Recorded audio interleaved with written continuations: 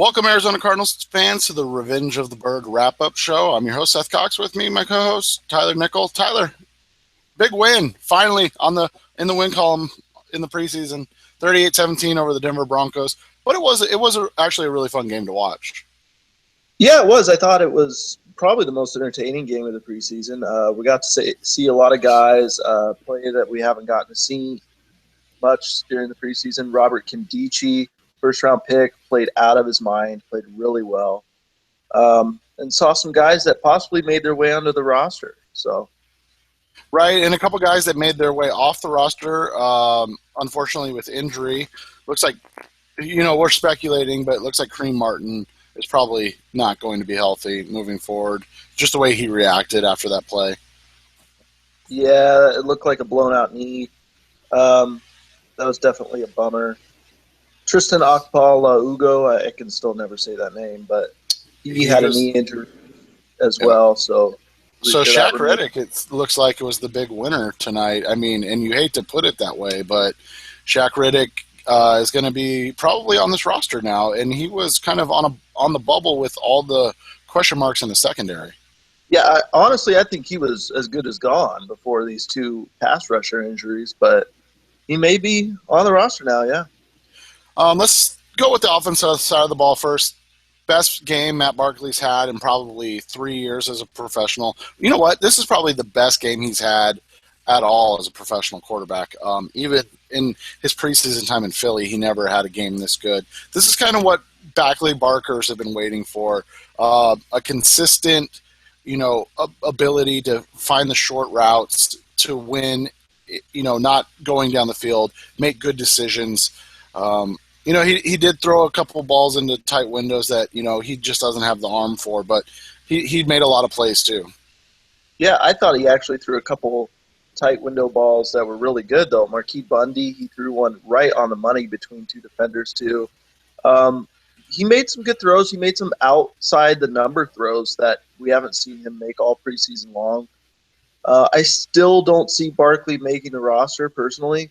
I think there's too much depth in other places that they'd like to keep, and I think they trust Stanton for whatever reason a lot. So I think they'll go with two quarterbacks still, and Barkley could end up as a practice squad candidate. Yeah, and the big guy this game for me was Elijah Penny. We've talked about him in our group text a little bit, and to see him today, he kind of just went out there and he looked like a guy that could be, a back that in 3-4 years down the road, as he figures it out, could be a guy that is a versatile change of pace type back. He runs fearlessly, which is fun to watch. Yeah, it's just a numbers game in Arizona, right?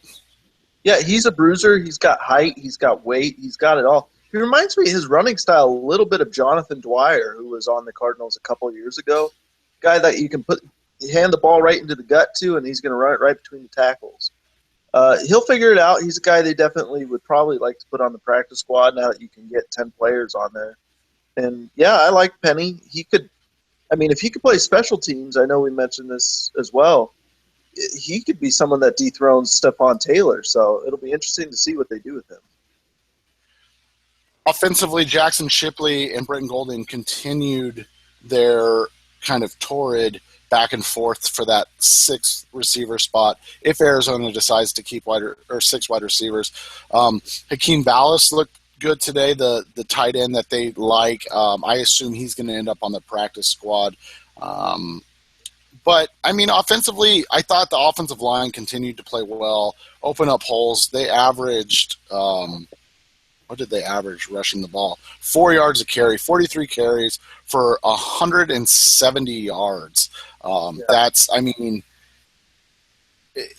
know that's not Bruce Arians-esque from what we've seen, but within our circle of people that talk football, I think that's what we want to see from the Cardinals.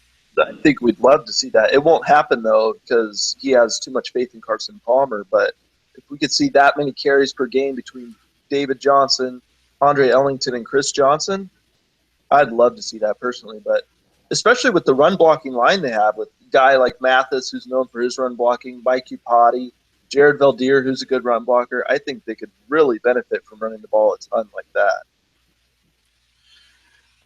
Defensively, you mentioned him early. Robert Kimdiche was the best player on the field, which is fun to see.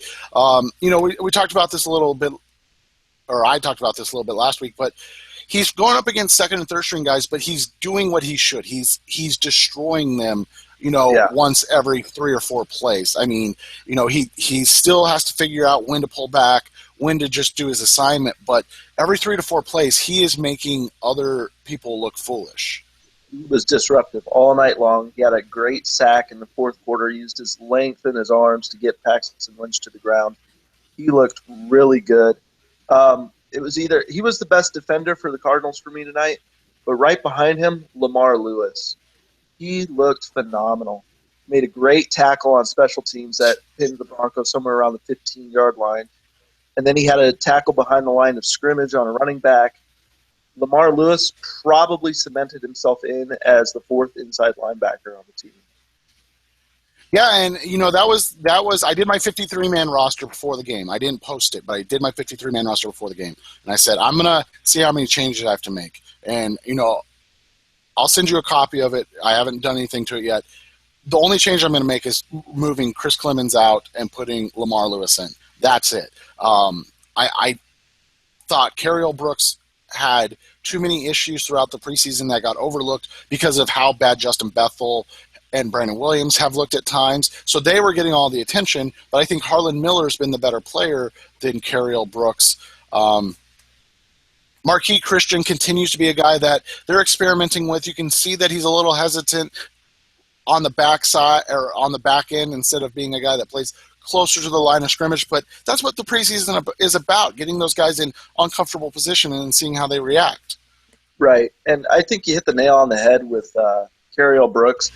I think the team honestly goes with 3 corners with Brandon Williams, Patrick Peterson, and Justin Bethel. I think those are the 3 corners just because Tyrann Mathieu and Tyvon Branch both have so much positional versatility that I think you can get away with having just 3 guys.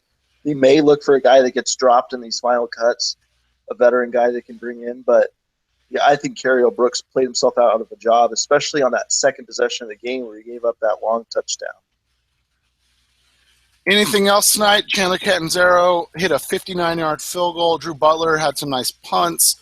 Cameron Canaday continues to be, exceptional as a long snapper. Gabe Martin, I think we got to give him a shout out. Great read on that zone play. He's probably not going to make this roster after being on the roster last year. That's just the numbers game that the Cardinals have created talent-wise. Yeah, I don't know. He could make it on. I liked Britton Golden. I thought he played well again, and everybody raves about what he does as a special teamer while also being a wide receiver. I could see him being the 6th receiver if they go with 6 guys. Other than that, I thought it was really a solid all-around game for the Cardinals. So they look good. If they can carry that in the regular season with their starters, that'd be phenomenal. Yeah, it's something we haven't seen from the starters, but I think with this team, this roster, and the talent, you're not worried about it right now. I think if we are talking maybe after the Tampa Bay game, which I believe is the second game, if I remember right, that they are, in the same kind of fog and haze as the starters, then maybe we can start talking concern. But that's it for this wrap-up edition. You have anything else before we head out of here? Nope, I'm good. All right, guys. Well, we'll be back September 11th. We might try to do a show late that night. We'll see how it plays out. I might be too tired. I'm an old man. So have a good night, everybody.